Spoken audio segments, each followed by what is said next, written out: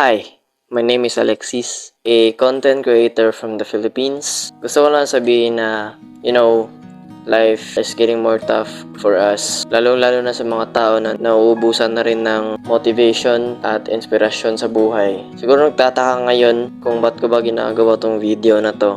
For the past 2 years na sinimulan ko yung content creation o yung paggawa ng content sa Facebook, YouTube at sa TikTok. Meron ako nakikitang kumbaga parang small progression, parang maliit na progression. Pero still, we are at this underrated stage. I'm very thankful to you guys na kahit papano meron pa rin naniniwala na kinakaya ko at kakayanin ko para sa inyo.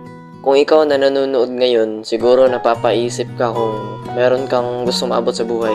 Parang napapatanong ka sa sarili mo kung kaya ko ba talagang gawin to?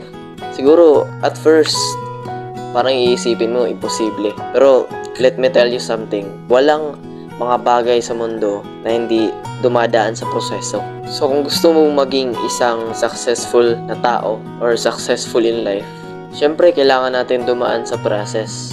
Kagaya ko, I am in my processing stage right now kung saan lahat ng mga plano ko is on process. Kahit na maliit na progressions lang everyday. Basta't alam mong kakayanin mo at the end of the day.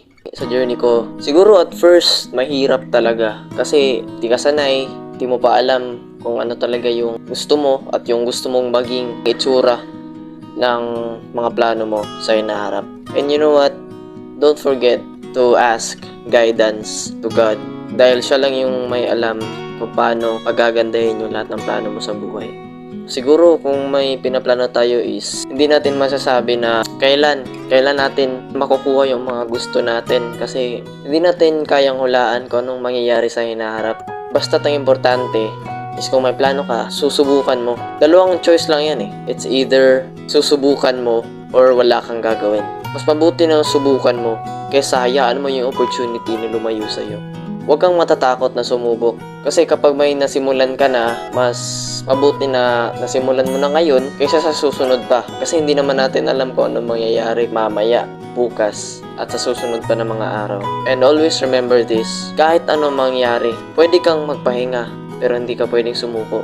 Always put God first sa lahat ng mga plano mo sa buhay.